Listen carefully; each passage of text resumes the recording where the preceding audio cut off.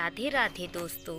आप महाकालेश्वर मंदिर परिसर के बारे में सभी जानते होंगे, मगर कुछ ऐसे तथ्य भी हैं जिन्हें हम अभी तक नहीं जानते कि यहाँ भस्म आरती क्यों की जाती है। लिंग और ज्योतिर्लिंग में क्या अंतर है? महाकाल मंदिर कौन सा ज्योतिर्लिंग है? काल भैरव को शराब क्यों पिलाई जाती है? और सबसे बड़ी बात, यहाँ कोई भी नेता या राजा रात क्यों नहीं गुजारता। लेकिन जिन लोगों ने अभी तक मेरे चैनल को सब्सक्राइब नहीं किया है, कर ले, ताकि हम और अच्छी धार्मिक जानकारी आपके लिए ला सकें। 12 ज्योतिर्लिंगों में से महाकालेश्वर का शिवलिंग स्वयंभू माना जाता है, अर्थात जो मंदिर में भक्तों द्वारा स्थापित किया जाता है उसे शिवलिंग कहते हैं, और जो स्वयं प्रकट हुआ हो उसे ज्योतिर्लिंग कहा जाता है। भारत में पहला ज्योतिर्लिंग सोमनाथ मंदिर में है। गुजरात के पास स्थित काठियावाड़ जिले में वेरावल के पास स्थित सोमनाथ मंदिर हिंदुओं के बीच एक पसंद किया जाने वाला तीर्थ स्थल है। उसी तरह महाकालेश्वर ज्योतिर्लिंग तीसरे स्थान पर आता है। भगवान महाकाल के दिन की शुरुआत सुबह 4 बजे भस्म आरती से होती है। इसके साथ ही महाकाल के पट खोल दिए जाते हैं। रात में होने वाली शयन आरती के बाद पट बंद हो जाते हैं। इस बीच महाकाल की 4 और आरतियां होती हैं। यहाँ के नियमानुसार महिलाओं को आरती के समय घूंघट करना पड़ता है। दरअसल महिलाएं इस आरती को नहीं देख सकती। इसके साथ ही आरती के समय पुजारी भी मात्र एक धोती में ही आरती करते हैं।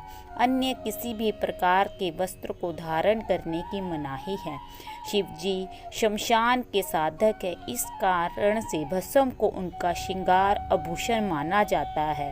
कथानुसार प्राचीन काल में राजा चंद्रसेन शिव के बहुत बड़े उपासक माने जाते थे।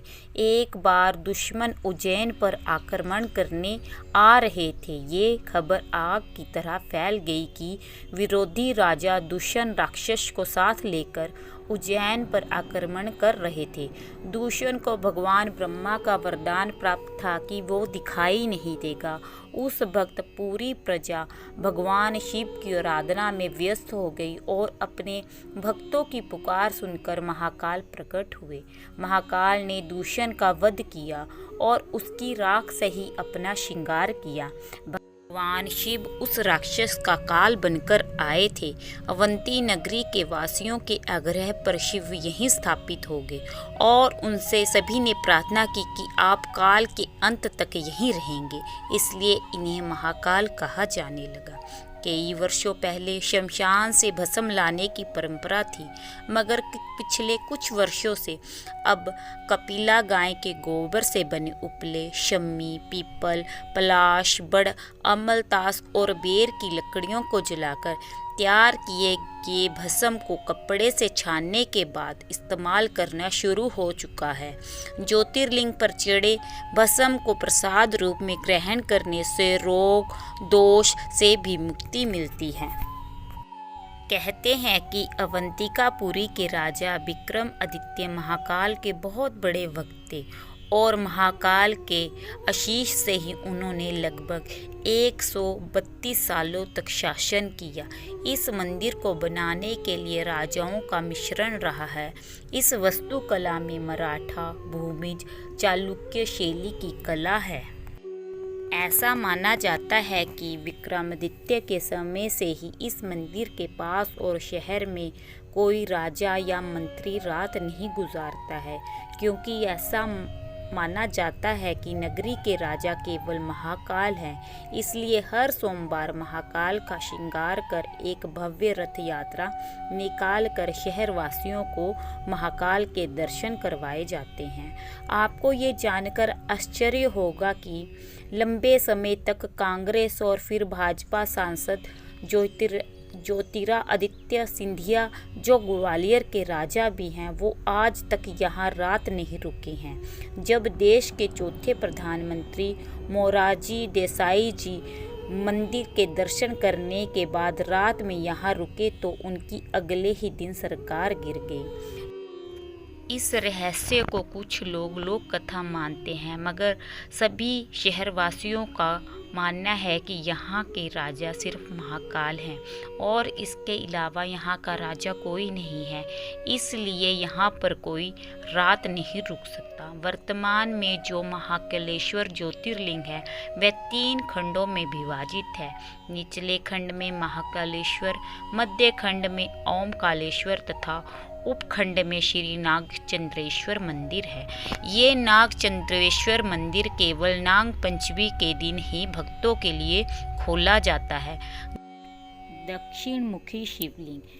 इस सारे संसार के शिव मंदिरों में स्थापित शिवलिंग और अन्य ज्योतिर्लिंग की जलधारी उत्तर दिशा की ओर है, किंतु महाकालेश्वर एक ऐसा ज्योतिर्लिंग है जिसकी जलाधारी दक्षिण दिशा की ओर है, इसलिए इन्हें दक्षिण मुखी महाकाल के नाम से भी जाना जाता है। यहाँ आपको भगवान शिव के साथ ही गणेश जी, कार्तिकेय और माता पार्वती की मूर्तियों के भी दर्शन होते हैं। इसके साथ ही यहाँ एक कुंड है जिसे कोटि तीर्थ कहते हैं, जिसमें स्नान करने से सभी पाप धुल जाते हैं।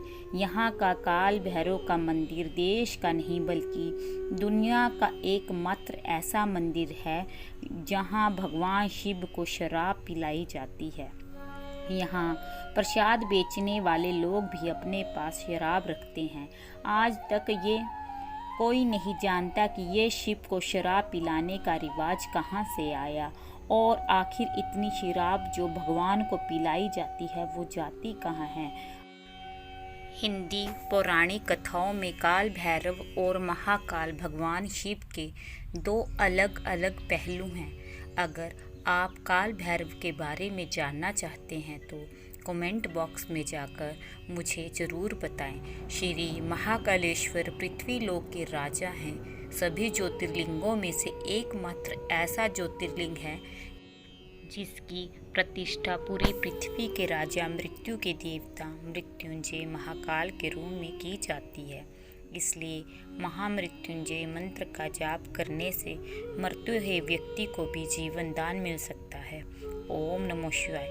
इस मंत्र का जप प्रतिदिन करने से महादेव अति प्रसन्न होते हैं। सबसे चमत्कारी मंत्र गायत्री मंत्र है। चिंता दूर करने का मंत्र भी आप कर सकते हैं, जिसे श्री नरसिंह मंत्र कहते हैं। अगर आप संकट में हैं तो संकट मोचन मंत्र करें।